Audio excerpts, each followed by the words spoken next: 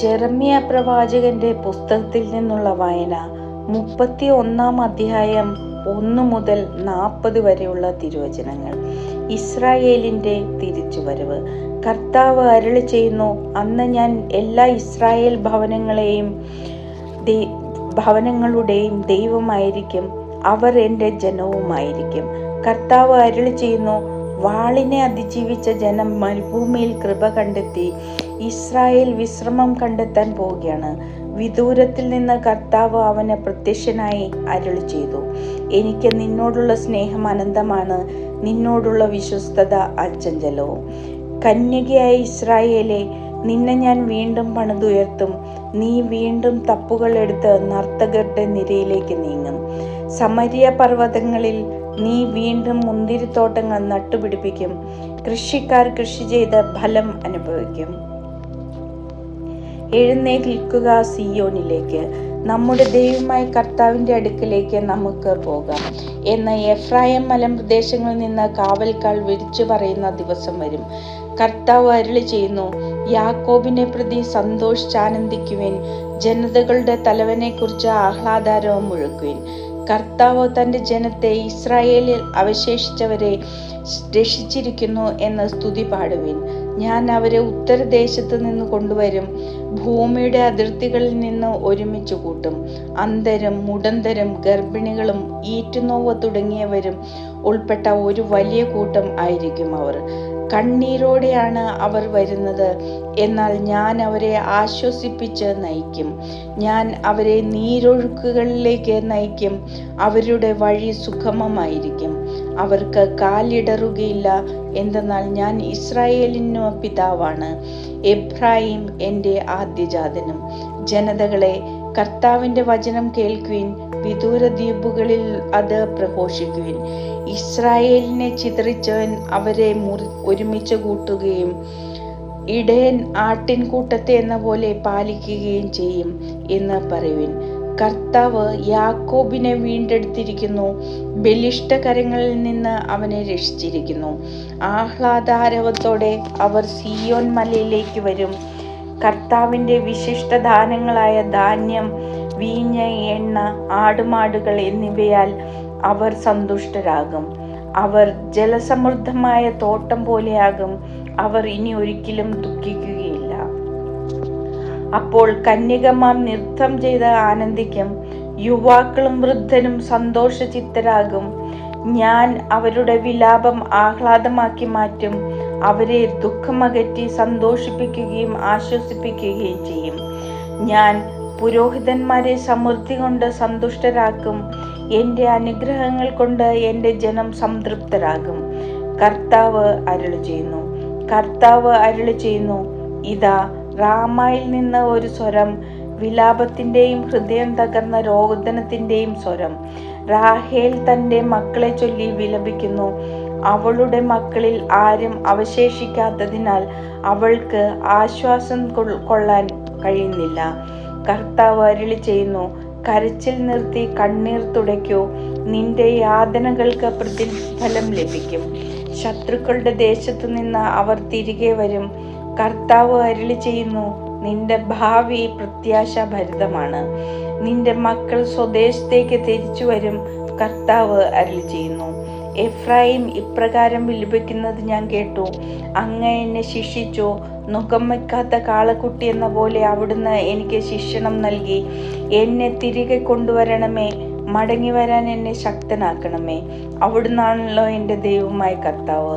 എനിക്ക് വഴിതെറ്റിപ്പോയി, ഇപ്പോൾ ഞാൻ അനുതപിക്കുന്നു. തെറ്റ് മനസ്സിലാക്കിയപ്പോൾ ഞാൻ മാറത്തടിച്ചു കരഞ്ഞു. ഞാൻ ലജ്ജിച്ച് തല താഴ്ത്തി. യൗവനത്തിലെ അവമാനഭാരം ഞാൻ ഇപ്പോഴും വഹിക്കുന്നു. എഫ്രായിം എൻ്റെ വത്സനപുത്രനല്ലേ, എൻ്റെ ഓമനക്കുട്ടൻ. അവന് വിരോധമായി പെരുമാറുമ്പോഴെല്ലാം അവൻ്റെ സ്മരണ എന്നിൽ ഉദിക്കുന്നു. എൻ്റെ ഹൃദയം അവനു വേണ്ടി തുടിക്കുന്നു. എനിക്ക് അവനോട് നിസ്സീമമായ കരുണ തോന്നുന്നു. കർത്താവ് അരുളി ചെയ്യുന്നു, കൈച്ചൂണ്ടികളും വഴികാട്ടികളും സ്ഥാപിച്ച് നീ കടന്നുപോയ വഴി നന്നായി മനസ്സിൽ ഉറപ്പിക്കുക. ഇസ്രായേൽ കന്യകയെ മടങ്ങി വരിക, നിന്റെ ഈ നഗരങ്ങളിലേക്ക് ഓടിയെത്തുക. അവിശ്വസ്തമസ്തയായ മകളെ, നീ എത്ര നാൾ അലഞ്ഞു തിരിയും? കർത്താവ് ഭൂമിയിൽ ഒരു പുതിയ സൃഷ്ടി നടത്തിയിരിക്കുന്നു.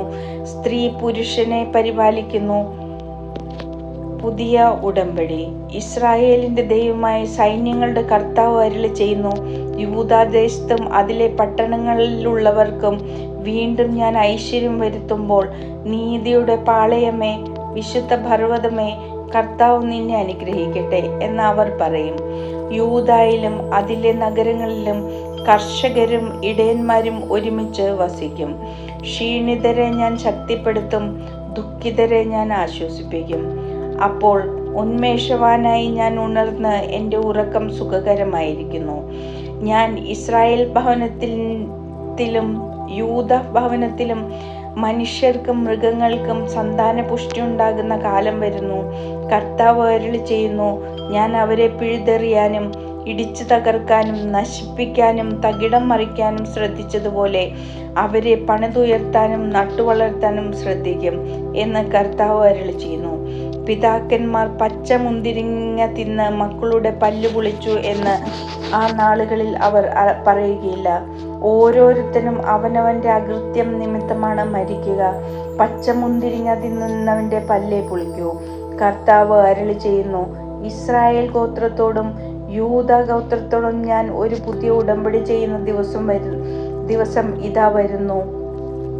ഞാൻ അവരെ കൈക്ക് പിടിച്ച് ഈജിപ്തിൽ നിന്ന് കൊണ്ടുവന്ന നാളിൽ അവരുടെ പിതാക്കന്മാരോട് ചെയ്ത ഉടമ്പടി പോലെ ആയിരിക്കുകയില്ല അത്.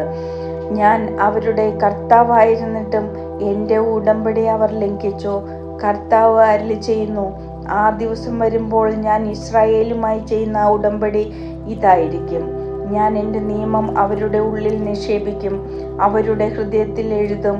ഞാൻ അവരുടെ ദൈവവും അവർ എൻ്റെ ജനവും ആയിരിക്കും. കർത്താവിനെ അറിയുക എന്ന് ഇനി ആരും സഹോദരനെയോ അയൽക്കാരനെയോ പഠിപ്പിക്കേണ്ടി വരികയില്ല. അവർ വലിപ്പ ചെറുപ്പമെന്നിയെ എല്ലാവരും എന്നെ അറിയും എന്ന് കർത്താവ് അരുളി ചെയ്യുന്നു. അവരുടെ അകൃത്യത്തിന് ഞാൻ മാപ്പ് നൽകും, അവരുടെ പാപം മനസ്സിൽ വയ്ക്കുകയില്ല. പകൽ പ്രകാശിക്കാൻ സൂര്യനെയും രാത്രിയിൽ പ്രകാശിക്കാൻ ചന്ദ്രതാരങ്ങളെയും നൽകുന്ന, കടലിനെ ഇളക്കി അലകളെ അലറിക്കുന്ന സൈന്യങ്ങളുടെ കർത്താവ് എന്ന നാമം ധരിക്കുന്ന കർത്താവ് അരുളി ചെയ്യുന്നു. ഈ നിശ്ചിത സംവിധാനത്തിന് എൻ്റെ മുൻപിൽ ഇളക്കം വന്നാൽ മാത്രമേ ഇസ്രായേൽ സന്തതി ഒരു ജനത എന്ന നിലയിൽ എൻ്റെ മുൻപിൽ നിന്ന് എന്നേക്കുമായി മാഞ്ഞു പോവുകയുള്ളൂ. കർത്താവ് അരുളി ചെയ്യുന്നു, മുകളിൽ ആകാശത്തിൻ്റെ അളവെടുക്കാനും താഴെ ഭൂമിയുടെ അടിസ്ഥാനം കണ്ടുപിടിക്കാനും കഴിയുമോ? എങ്കിൽ മാത്രമേ ഇസ്രായേൽ സന്തതികളെ അവരുടെ പ്രവൃത്തികൾ നിമിത്തം ഞാൻ തള്ളിക്കളയുകയുള്ളൂ. കർത്താവ് അരുളി ചെയ്യുന്നു, ഹനാനേൽ ഗോപുരം മുതൽ കോൺ കവാടം വരെ വീണ്ടും കർത്താവിന് നഗരം പണിയുന്ന കാലം വരും എന്ന് കർത്താവ് അരുളി ചെയ്യുന്നു.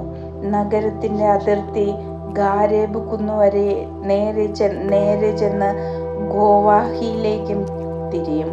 മൃതശരീരങ്ങളുടെയും ചാരത്തിൻ്റെയും താഴ്വരയും ഖെദ്രോൺ അരുവി വരെയുള്ള വയലുകളും കിഴക്ക് അശ്വകവാടത്തിൻ്റെ മൂല വരെയും സ്ഥലവും കർത്താവിന് പ്രതിഷ്ഠിക്കപ്പെടും. ഇനി ഒരിക്കലും അത് നശിപ്പിക്കപ്പെടുകയില്ല.